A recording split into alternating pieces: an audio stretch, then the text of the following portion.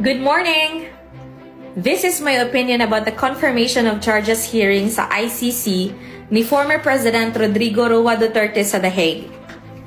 Ang akong isulti karon, dili scripted sa politika, dili pod funded sa bisan kinsa. This is my conviction as a Filipino nga nagtan-aw sa unsay nahitabo sa atong nasod.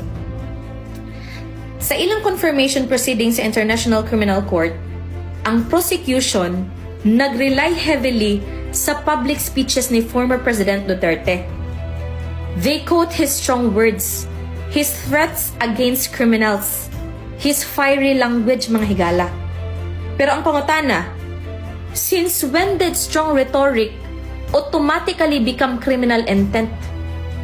Kung ang leader muingon nga puksahon ng droga, that is political language, mga higala. Dili na murder order. Ang prosecution ba yun? Sige pa yung balik-balik sa word nga impunity. Pero ang pangutana, asa ang direct written order? Asa ang signed document na nag-ingon si Duterte, patya ninyo tanan? Wala. What they are presenting is inference, interpretation, and narrative, mga higala.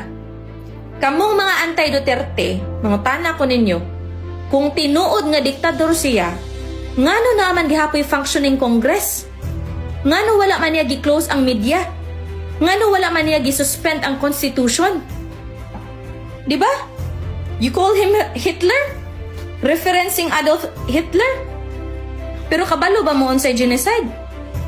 Systematic extermination of an ethnic group. Drug war targets criminals involved in illegal narcotics. Dili na ethnic cleansing, mga higala.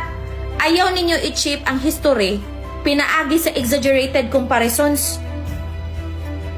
Ang kanang ICC is supposed to be a court of last resort. Meaning, musulod lang sila kung collapse ang justice system sa usa ka nasod. Ang pangutana, collapse ba ang Pilipinas? Nga na-convict man ang pulis sa kaso ni Kian de los Santos. Naay internal investigations. Naay ombudsman. Naay Supreme Court. So, unsa pa'y basihan nga no justice available? Diba?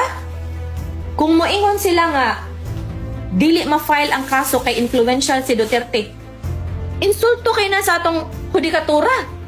Diba? Our judges are not puppets, mga higala.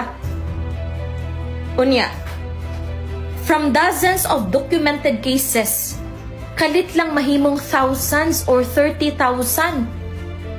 Asa man ang judicial findings ana nga number?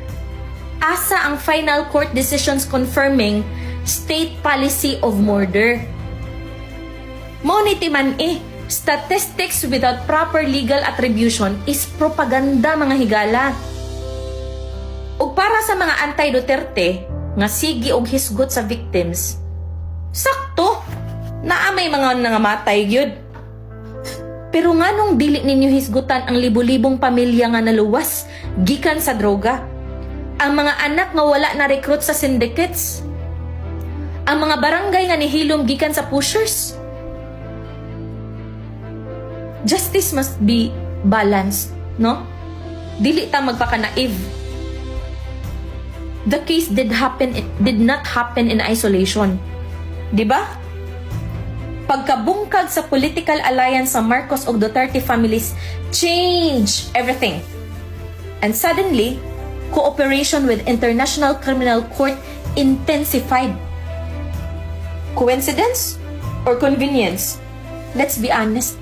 Politics is at play, mga higala. Dili na to kalimtan, mga higala, ang sa spiritual lens. Niingon ang Romans chapter 13 verse 4. For he is God's servant, an agent of wrath, to bring punishment on the wrongdoer. So, government has the mandate to restrain evil. Kung ang droga naguba sa moral fabric sa society, ang pagbatok ana is not automatically evil.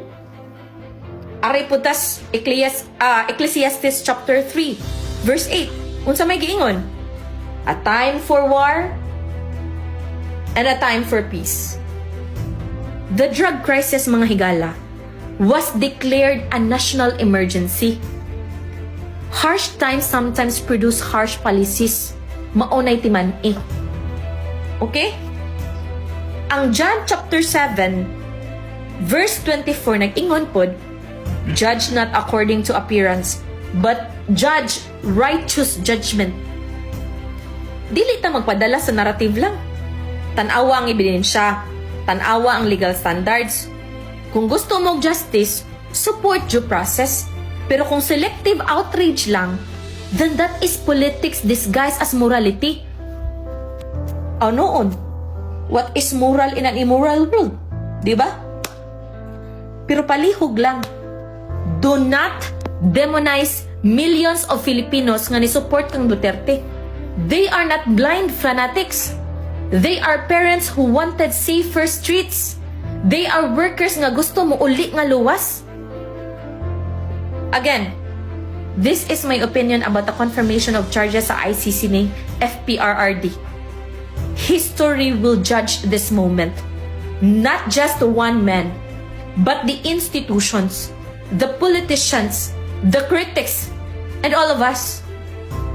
Sa katapusan, ang pangutana dili lang, is Duterte guilty? Ang pangutana sad, is this process truly about justice or about power? No? So, if jurisdiction is still being debated, fairness requires that it will be resolved transparently. Let our legal system do its work. Bring him home, uy. Diba? Palihog lang. Pray for truth. Pray for the Philippines.